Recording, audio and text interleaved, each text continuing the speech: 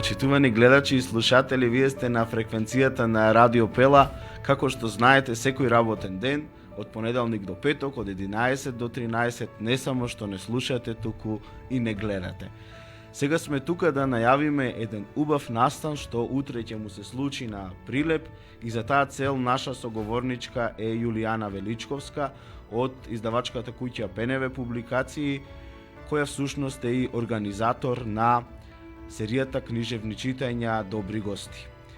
Јуле, се надевам дека се слушаме и добре ни дојде во радио што се гледа. Добро утро, добро ве најдов, се надевам дека ме слушате добро. Одлично те слушаме. Супер. Дали течат подготовките, односно последните подготовки за утрешниот настан? Така, да, подготовките веќе се, би рекла, завршени, освен самото местење на сцената и уредување на просторот во кафе галеријата Лувр, и утре во 12:30 часот ги очекуваме прилепчани и сите други што ќе се најдат таму да ни се придружат на ова убаво читање на кој настапат 19 на автори. Повеќето да одберат да ни прочитаат. Настанот ќе започне со промоција на твојата стихозбирка која носи еден така малку тежок за изговарање наслов. Ајде да се обидам. Reißverschluss. Што значи тоа? Reißverschluss е германски збор. Кај нас го користат, да речеме, луѓето што работат во текстилната индустрија, тоа е практично патент. Германски збор го употребив заради фактот што додава на таа нека мистичност и заради неговата звучност.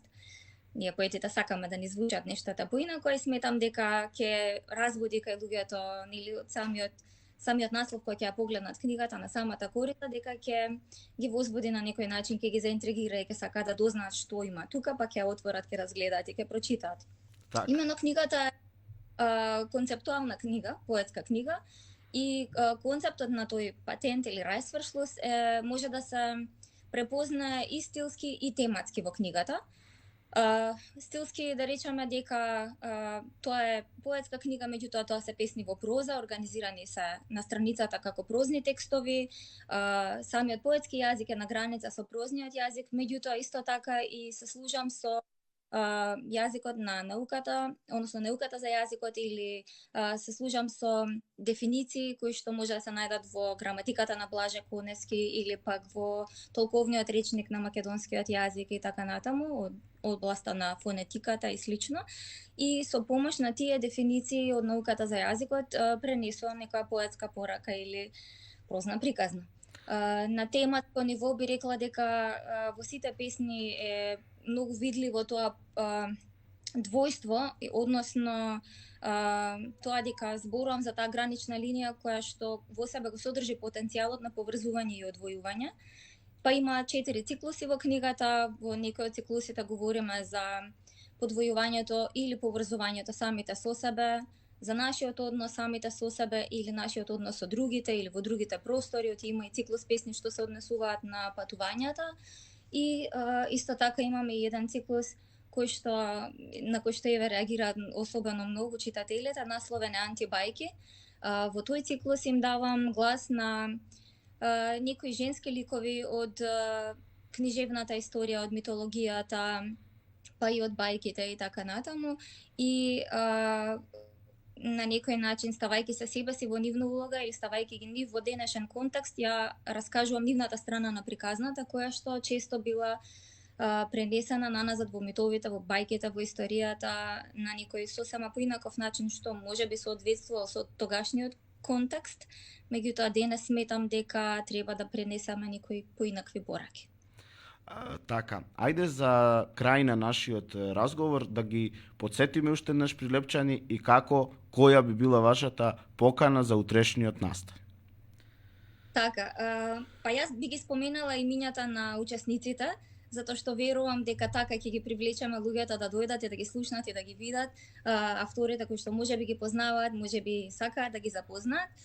Именно Нина Насеска ќе чита, Славчо Ковиловски, Андреја Ласади, Никола Дуковски, Игор Трпчевски, Звонко Димовски, Оливера Андоновска, Марија Ангеловска, Андреј Медиќ Лазаревски, Ти, Филип Димковски, Петар Петрески, Викторија Ангеловска, Габриела Стојановска Станоеска, Сузана Георгиевска, Лина Димовска, Елена Јандреовски, се извинувам, тешко презиме, Андијана Дуковска, Ели Лучевска и јас. Така што мислам дека ќе бидеме многу убава екипа и дека ќе биде весело. Тоа можам да го ветам затоа што знам дека на сите добри гости си поминуваме одлично во многу убава атмосфера, на дружба, на пријателство, на запознавање и се надевам дека ќе има што повеќе луѓе за заедно да го споделиме ова искуство.